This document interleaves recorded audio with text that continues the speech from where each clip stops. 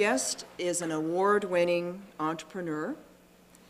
She is a caring boss and a mentor.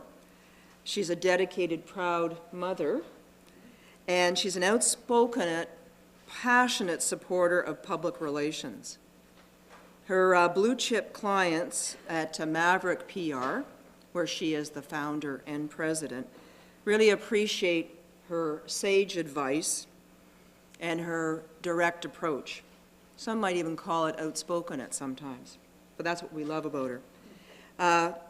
We look forward to hearing her advice and to hearing how to combine attitude and aptitude, and how her staff does that at Maverick PR, and how you can do that as well.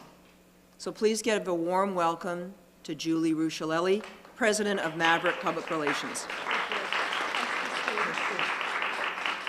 Oh my goodness, thank you. You said caring boss. I looked behind me. I said, who's that? Thank you. It's great to be back. It's been about, what, 5 years, Christine? It took you 5 years to call me back, so that's how well I did the last time. Yes, I am president of Maverick PR. Sometimes I have to pinch myself to remind myself that I run a company. There are days I walk in and say, wow, I have 20 staff and they work for me. Isn't that great? I didn't get there overnight. It took a long time. It took almost 20 years. So I'm going to talk to you a little bit about why I love public relations, and from an attitude, but really from a competency level, what you do and what you need to break through the threshold in PR. So before I get going on that, a couple of questions. How many are thinking about a career in public relations right now? So most of you. And those are, the other folks are thinking about careers in communications in general, okay, or something else. Who is thinking about going into an agency right away? I want to go to a PR agency. Who's thinking of that? Only this half, interesting. Is that how you planned the room out? Okay, and who's thinking of going corporate side? Corporate, want to go in a corporate gig? Okay, what about not-for-profit or government? Any of those? Okay, good. So it looks like we've got an even split here. A lot of students come and see me and they say, what do you think of the corporate life? What do you think of PR and, you know, me entering in the corporate? I've been doing PR for 20 years, all on the agency side. So I can't really talk to what it's like being inside the corporation. I can tell you that it is different. You are required to have the same skill set level. So what I'm going to tell you today, you can apply in not-for-profit. You will be able to apply government, public sector, private sector, or on the agency side. That's the good news. This skill set for PR is very transferable, okay? I fell ass backwards into PR 20 years ago, literally. I did not know a thing about public relations. I went as a receptionist to National Public Relations as a temp for 2 weeks. Boss tapped me on the shoulder. He said, where are you going now? I said, well, I got another gig. You know, I was temping. I was, you know, between jobs. I was looking at my options. I was an optionaire. And I said, well, I'm going on to my next gig. And he said, well, have you considered staying here? Why don't you stay here? I said, well, I didn't have anything better to do. And I thought, okay, well, I'll stay here. I stayed there for 5 years. And from receptionist to account coordinator to account executive, I left after 5 years, and it was a great experience. After 2 weeks, though, on the job, I took somebody out for lunch. Her name is Sylvia Sharp, smart lady. And I said to Sylvia, I said, what do we do here? I said, I didn't have the guts to ask my boss. And she said, well, in its more simplistic fashion, here's what we do. Clients come to us with a problem, and we help solve their issues, and a lot of the times reporters write about a product or a service. And she gave me a very simple answer, and I said, wow, and they do this for free? Journalists write all about this for free, and we just do it? And she said, well, it's not exactly free. And by that, client was paying for our services to get it done. So that was an eye-opening experience for me, what PR was all about. But I'm not here to talk about my experience. I'm here to talk to you about what you need to break through that threshold. it's not just about attitude and passion. A lot of interns come and see me and they say, I'm a hard worker. I'm really hardworking and I love people. Well, go work at Disney World because they're hardworking and they love people there too. I don't deal with the general public. I hardly deal with the general public. I deal with my clients, I deal with my staff, I deal with analysts, I'll deal with a number of stakeholders. I don't deal with the general public, and I don't want to deal with the general public. So, hardworking and passion is one thing. But you're going to have to do a lot more than just love people and be hardworking. You're going to have the skills to get through the door and to stay in the door and to move up the food chain. You're going to need a specific skill set. There are 5 skills, and I've narrowed it down to 5. And Gary Schley has a blog, and I really like it, and I often go on and comment. I think he's got a great view of the world from an education standpoint. And it was recently, he's talking about skill set. Do you need a different skill set in government or not-for-profit or agency or corporate? The answer is, quite frankly, no. It's the same across the board, and that's what I'm going to give you today.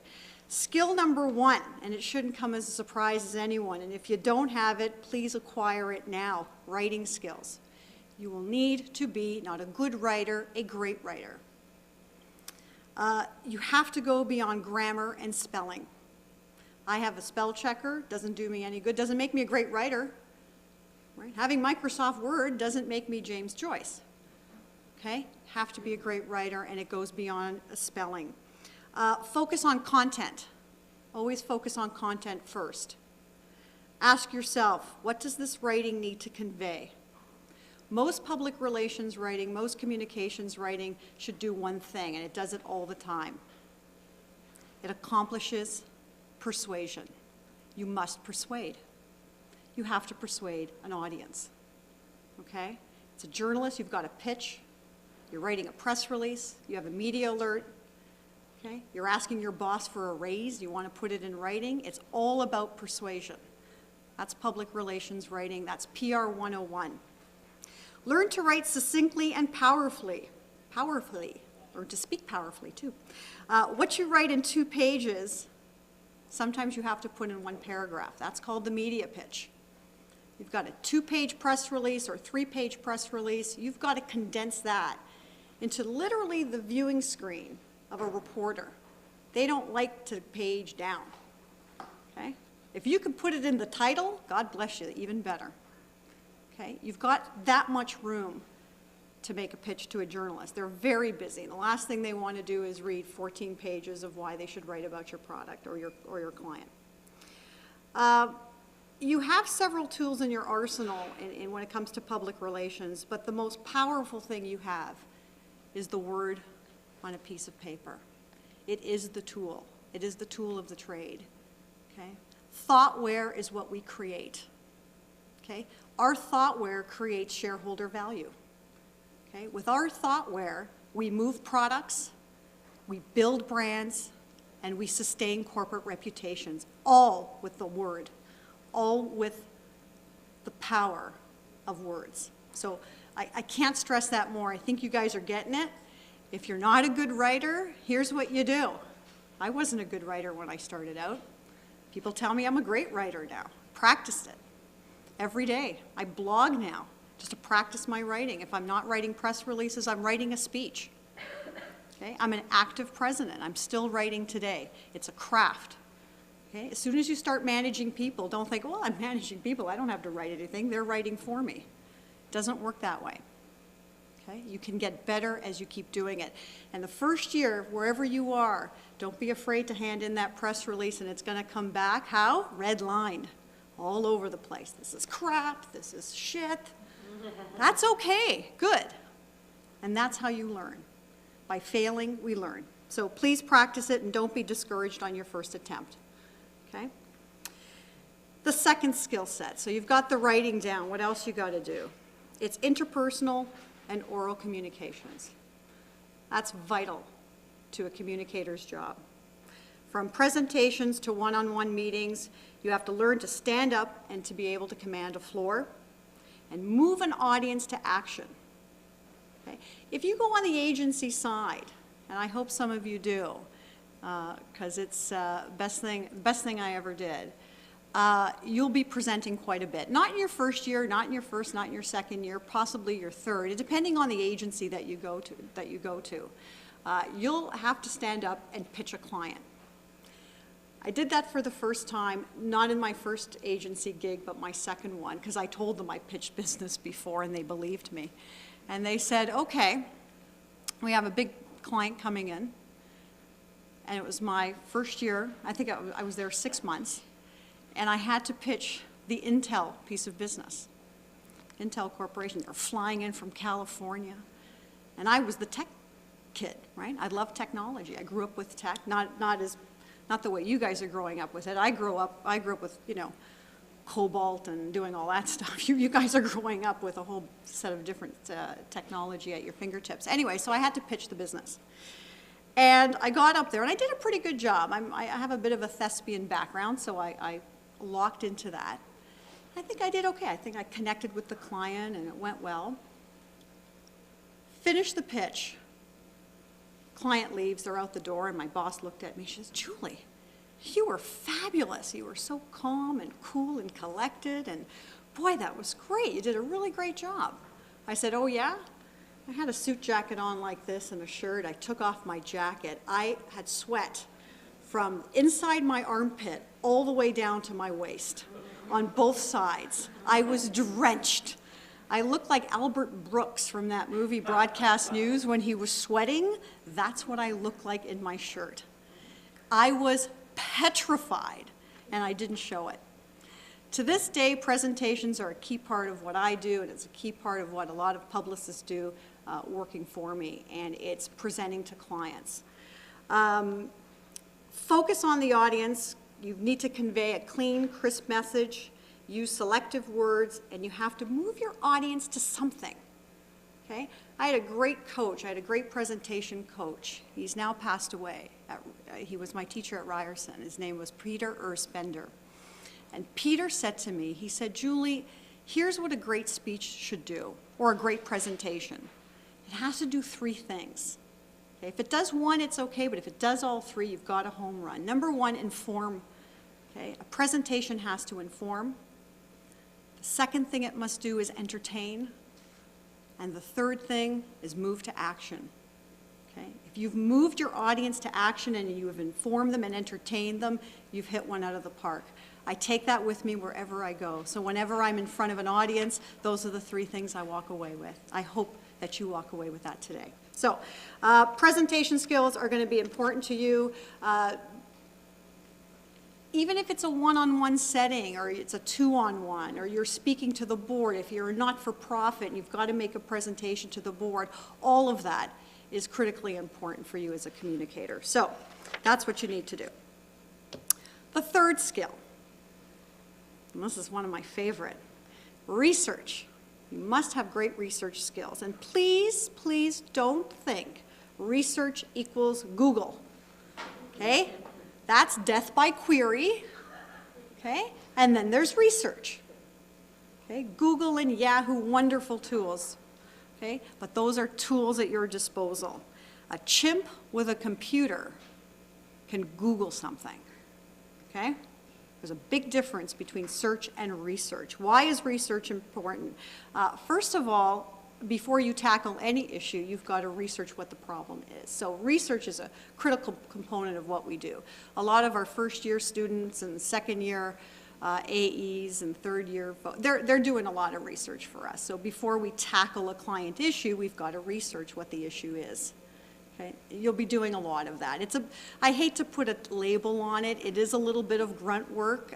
You are at a lower billable rate, so you're going to be asked to do some research. If you're in the government sector, you're going to be, you're writing a speech for, a deputy minister. You're going to be doing a ton of research before you put pen to paper. All right? So don't equate search with research. They are 2 different things. Fourth one. Also, I can't count. 4th one, problem solving. Problem solving is something we do every day. So before we tackle before we tackle a client issue, we really have to look at it from soup to nuts, and we have to do a lot of problem solving. So look at it, at the issue, and decipher it. Albert Einstein had a great quote, and I'm going to paraphrase it here. He said, if I had 20 hours to come up with a solution to a problem, I would spend 19 of those defining it, and 1 hour coming up with the solution. Okay, PR people are the best, eh? They start mopping the floor to not even notice that the faucet's still on. Okay? Because we want to rush. We've got that attitude is, I've got to please, I've got to come up with a solution, I've got to come up with some creative to fix the problem. But you don't even know what the problem is. So you've got to spend a lot of time working on the problem solving. So don't start mopping the floor up. Look to see where the water's coming from, okay? So PR people, we're kind of predisposed to coming up with the solution. My fifth and final skill is up for debate, but this one raises a lot of eyebrows. Really? I said, yeah, you really need this. And it's sorely lacking in so many areas, whether on the government side or agency side. I would say less than 10% of the PR people I know, and I know a lot of PR people, have this skill. Creativity. Creativity, for me, would be number one, okay? You've got the writing, you've got the problem solving, you've got the research, but if you can't tackle it from out-of-the-box thinking, to use a hackneyed expression, then you're going to look like everybody else. I am very jealous of you guys, because you have at your fingertips the opportunity to be much more creative than we ever were. We had a finite box to play in. You don't. You have the world to play in. You have blogs and this thing called Facebook and Flickr, and you have all of this at your disposal. We had a press release and a wire service. That's it. And our imagination. Okay? You are sitting in a glorious place right now, and I would trade places with you any day, because I really think your imagination can stretch through the internet and globally through this power of what Don Tapscott calls mass collaboration. So you can collaborate globally. I like to compare PR agencies to ad agencies. Look at advertising agencies, and who is the most revered guy or gal at an ad agency? It's the CD. It's the creative director. It's not the president. It's the CD. That model is really changing, though, from an agency perspective and certainly from a corporate perspective, because an idea can come from anybody. Okay, I've got interns with great ideas, and I'll listen to them. So the creative director really is they're titled and they're out there, but ideas can come from anybody. So work on creativity. How do I learn to be creative? I often get that. And we struggle with that a lot at Maverick. Just by our name, people think we're so creative. We struggle with it every single day. We're in a brainstorming session and we're spitballing ideas, somebody break out the scotch, because no one's coming up with anything. And it's, done that, been there, fashion show, who cares? Done that, yeah, done that. Press conference, nobody comes to press conferences anymore. So we really struggle with creativity. And I found the one thing that works for me is getting outside impulses, is breaking away from your norm. So if you've never saw a Fellini film, go rent one, okay?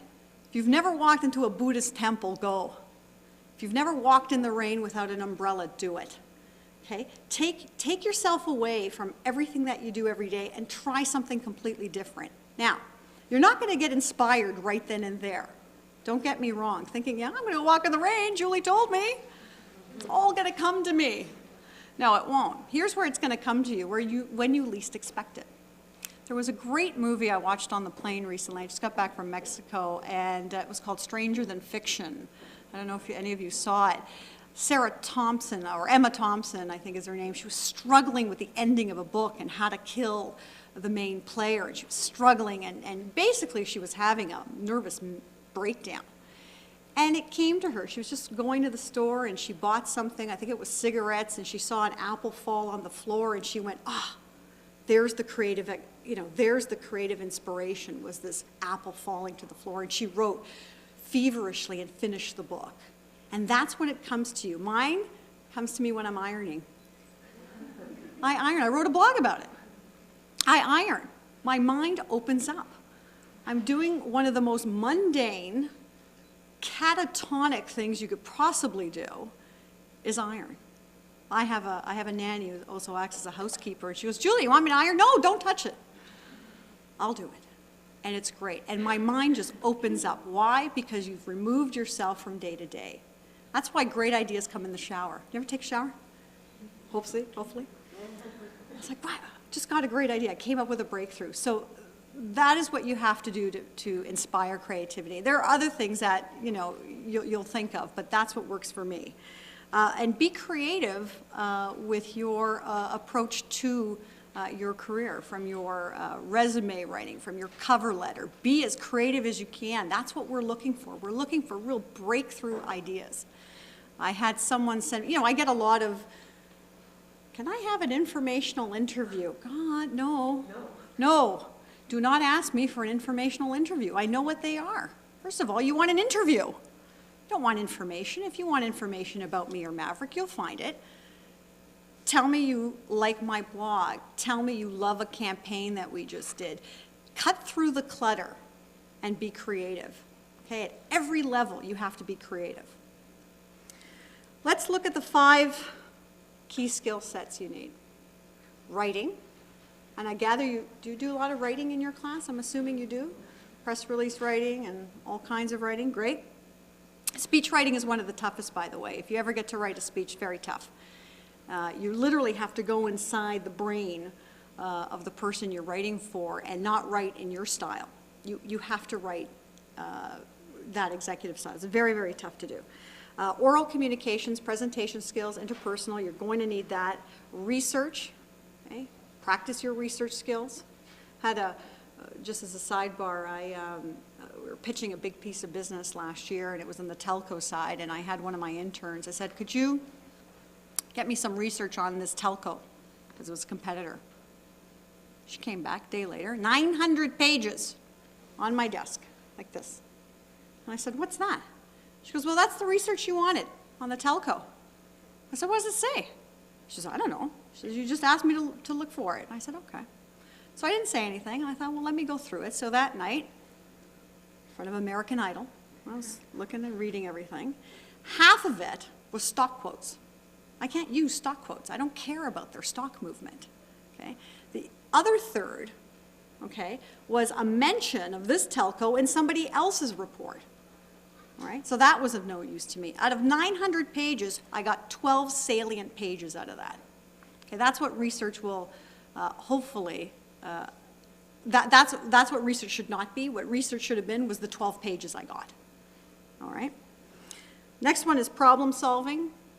Okay? Look at an issue backwards and forward. What if? Do a lot of what ifs. Okay? What if we did a press conference? What if we did that? What if we started a blog? What if the competitor saw? What if we get this posting? What do we do? Okay? Just don't rush to judgment and say, yeah, well, we'll set up a blog for you. Okay? You've got to look at the problem in its entirety. And then finally, what will underpin every single one of these points, from writing and communications and research and problem solving, is creativity. Everything you approach with a creative angle. Those are my 5. The good news is, and there is some good news here for those thinking, God, I'm not creative. The great news is you can acquire all these skills. You can. They are acquirable. You can learn them. You can get mentors, teachers, coaches.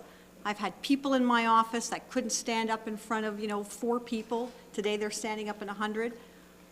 I put them into Toastmasters. Right? That was a key thing for one employee. I had another employee who just, frightened, put her into Second City class, which really helped her. So look at those things.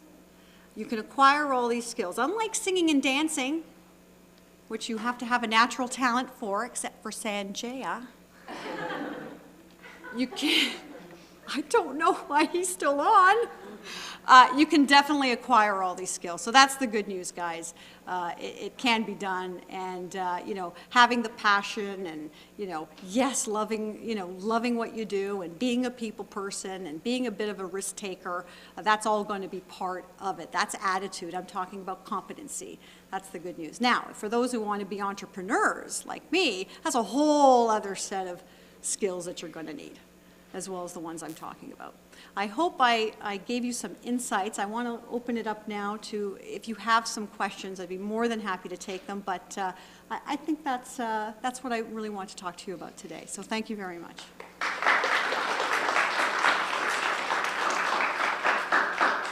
curious to know what happened to the young person who came into you with the 900 pages. Is that person still an employee of yours? Yes, she is. She's still an employee. Now she gives me 8 pages with a cover note on what I'm about to read. So How did you teach her to do it the right way? Yeah, I had to sit her down. I sat her down. Usually there's a buffer between me and my interns. I typically don't get my interns to do projects right for me, but I was handling this one myself, so I just went up to, I had a pool of, I think, 3 interns at the time, and I said, could you do it for me? And they're typically frightened at that point, and they like to have somebody else tell them. So no, I sat her down. As Christine says, I am a good coach. I am a good mentor. I have what I call a teaching hospital. It's a teaching PR firm, still with me and doing a much better job. Yes. That employee is a very lucky employee. Yeah. Well, you know, you're not going to fire somebody for something like that. We're not that ruthless, I hope. I would rather you start making mistakes at that level, as many as you possibly can. If you don't, you're paralyzed. I had one young lady paralyzed to do anything. She was always afraid she was going to make a mistake. She didn't get anywhere because she was too afraid. And depending on where you end up, I mean, you know, I can't speak for large corporations. I know some corporations pretty tough. You know, after something like that, you might have been hauled out to the tool shed. In our case, it is a teaching environment. Good question. Anything else? Yes? How do you deal with difficult clients? How do we deal with difficult clients? Ah, brave girl. Good question. Many ways. They shouldn't get to the point where they're difficult, first of all. If they get to the point where it's unbearable, something has gone terribly wrong in the relationship. Part of what I talked about was communication. So if you've got strong communication from the beginning, you shouldn't have a gnarly client. We've tossed a few out the door. So that's the answer to the really, the ones that are not going to be saved. If we can't renew our vows together as agency and client, then it's a parting of the ways, hopefully amicably, and it has happened.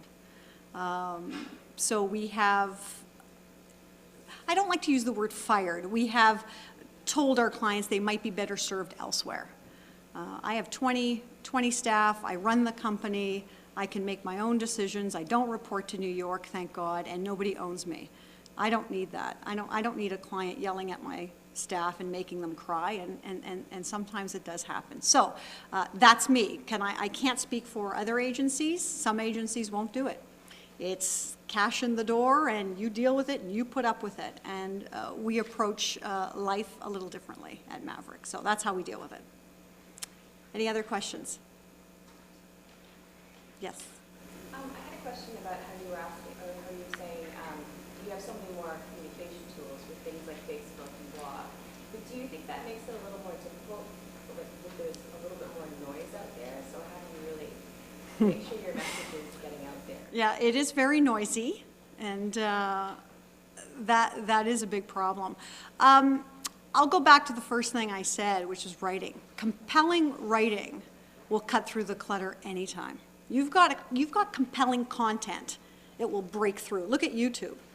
There's a good example. You see everything that's compelling percolates to the top. And so my answer to you is Facebook and blogs and YouTube are, again, vehicles. Okay? You are content creators. Everybody in this room is a content creator. Use those as tools. A lot of people think, YouTube is the salvation to PR. No, it's content. What are you putting on there? And so that's really the difference. Look at the Dove commercial that got aired. It was the one where they took a kind of an average-looking woman and turned her into this supermodel on a billboard. It was, that was about content, okay? How it was transferred was just through the YouTube vehicle, but it was all about content. So yes, there is a lot of noise. Focus on content. Focus on the most compelling thing you could put up there, and it'll get noticed. Okay.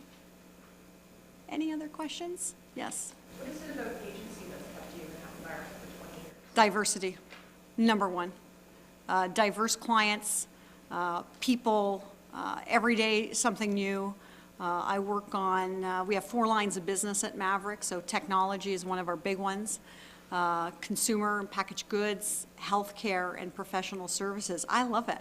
One day I'm at Bear and talking about ticks and fleas and dogs, and the afternoon I'm talking about how to get Evian water at the film festival. The next day I'm working on a major server project for Sun Microsystems. So incredibly diverse, and every day is different, and you're tackling a different problem. You're getting deep, but not that deep. So if you want to really get deep into into a product or service or into a company, you probably want to go corporate, and then you can spread out a little bit more. Okay, and that's the difference. And I don't like corporate politics, so one of the reasons why I'm not interested on the corporate side, I've seen what some of them have to deal with, and I'd rather stay on the agency side and just kind of look at the corporate politics from here. So, yes. Would you ever look at an individual and think, oh, you're better suited to corporate than you are to agency work? Is there any differentiate in your opinion? Is there any differentiating kind of anything? On paper, if I was looking at someone on paper, no. There is no corporate person and agency person. You'll know it once you've done it. And I had a young lady left me for the corporate side, and she called me 7 months later and quit. And she said, hated it. She said, agency was for me all along. So you've got to do it before you figure out what to know. No, I really don't know what you're suited for. You've got to go and put your toe in and do it. Okay? Sorry, somebody had a question here? Yes. I just wanted to speak to the significance of affiliates or affiliations, professional associations like CPRS and maybe meetup.com, and Yeah. what people should look to get themselves involved with that will stand out on their CV. Yeah, I am I used to be part of CPRS. My vice president, Felicia, is president of IABC Toronto. So I'm kind of through osmosis, I hear everything from her. Early in my career, I was a member of both. It was important for me. I got out there. It's a great place to network. It's a great place to run into senior PR people. Instead of saying, can I have an informational interview? Run into them. Yeah, I can tell you where Felicia's going to be all the time. She's always at these IABC things. So if you want to get into Maverick, run into Felicia. She's one of the best people. She'll say to me, oh, I ran into this great person, met her at this conference. That's how our last 2 people got in the door, quite frankly. So very important. I do go up to, there's a third Tuesday meetup thing that I go to on blogging and stuff that goes right over my head. I'm usually in the back having a glass of wine. But yeah, and I'll run into people there. I think it's important. I think you have to get out there. I don't do it as much. I do more industry-focused things. So if I'm interested in, technology, I'll go to, I'll go to a tech, I'll go to a tech group rather than a PR group just at my stage now. But yeah, definitely do it. Do it. Run, don't walk. Okay. Any other questions? Did you have another question? Anybody else? No? Okay. Oh, one more. Sorry. Are there any concerns that you have specifically as a woman that have you run up against challenges as a woman that you would have had specific to PR? I got that question a couple of times. I think being a woman in PR, and I started my career in technology. I had a vertical affinity right away to technology. I loved tech right away. I was a master on Macintosh, and loved it, loved it. I was one of the first with the first little Macs, you know, the little periscope ones. It was called the Macintosh SE. It weighed like 80 pounds, and it was called a portable. So loved technology, and I was a woman in PR. It actually worked for me, believe it or not. Being a woman in the tech field was almost an oxymoron. You didn't see a lot of us out there. So a lot of these journalists, and I won't mention any names, this thing's gonna be podcast, but pretty scruffy guys. You know, if they had a shower, it was twice a week, and you know, they looked like they shopped at, I don't know if they shopped at, you know, at the, the Army-Navy store. And, you know, I take them on junkets. I take them on trips and take them to look at this installation here, go to California, and they loved it. Oh, there's Julie. She's inviting us out to a junket. Let's go. I used it to my advantage a little bit, and I don't today, and I don't even think about it. My clients never really think about it, and I happen to be a woman and running a company, and their gender play today, no. The whole playing field's so even right now that it doesn't really matter anymore. I've never had an issue.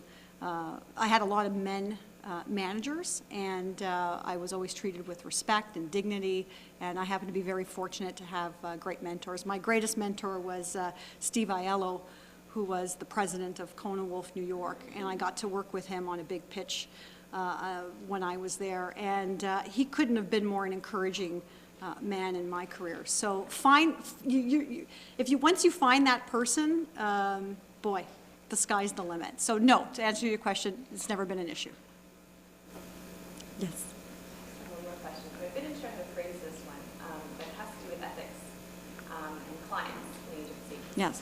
My biggest concern about going into an agency-based field is that it doesn't seem, especially at the lower level, you certainly don't have a choice over who your clients are. Right. And I was wondering if you've ever run into a situation where a company has asked for your services who is quite unethical in their practices, and you've had difficulties Yes. resolving that. Yes, it's happened actually a couple times. Online gaming. I've been on the record, I will not take an online gaming client. They've approached us, other agencies take the business, it's a very lucrative business, I won't do it. So I happen to hold those ethics near and dear to my heart, and there are people in my office who won't work on online gaming. That happens to be one of them. Do we have alcohol clients? Absolutely. Anytime, bring them on. No problem with that. But don't give me online gaming. So no, we don't do online gaming. I had another client last year approach us, and they do these really cool optical lenses for the medical profession. And I won't name the client, but very, very cool optical lens, like really high-end stuff. They could, go into bodies and see, the whole thing, and very technical description here. Anyway, so very, very high-end optical lenses. However, the mother company, the mothership company, does optical lenses for rifles and military gear. Big time stuff, big time military contracts and for defense, for US defense. And once we found that out, the person on my staff that we had gone in to see the client said, I can't work with this. He's a great guy, big tree hugger, I love him. And he said, I can't do it. And I said, well, if you can't do it, we won't take it. So that does happen. So yeah, we'll look at it, and no, we won't work with any business that's unethical. Yeah. So I hope that answered your question. It sounds like you think PR agencies are sinister out there. That's not how I meant to phrase it. It's just when looking at agencies, and then I look at their client list, and occasionally I think, oh, that particular company I'm not a big fan of. Yeah. And I put myself in a position if I were working for them, and if I were asked to work specifically with that client, especially again at the lower level, how on earth do you approach your boss and say, well, I'm staying with it? I'm sure that has a lot to do with the corporate culture of the particular agency. Absolutely. If we had a client and they were doing something and I had a junior person said, I really can't work on it, I've got enough people on staff that would say, yeah, I could, I'll handle it. But if it has such a visceral response in the agency from a negative perspective, we wouldn't take it, period. I can't have, you know, employees not wanting to come in to work on a piece of business. I mean, that's the thing about wherever you go. Man, you've got to love what you do. You've got to love getting on that phone and pitching that journalist. If you don't love it, the journalist is going to hear it. So you've got to really love what you do and love whatever you're promoting. Wherever you go, whether it's on the not-for-profit side, you know, or you're in some ministry, you've really got to love it. I hope, yes, from the standing room only, love it. I'll accept some responsibility for possibly influencing my peers to think that our entities are involved in sequential activities. But my question would be, how do you maintain a balance between continuing operations and soliciting new clients? Oh, you don't. It's the holy grail if we could figure it all out. It's a balancing act. You look at your staff. You're approached every week with new business opportunities. Some we don't take at all, whether they just don't fit Maverick, or there could be monetarily it's just not there for us. We won't take the business. My job, 80% of it is business development. It is biz dev. It's doing stuff like this.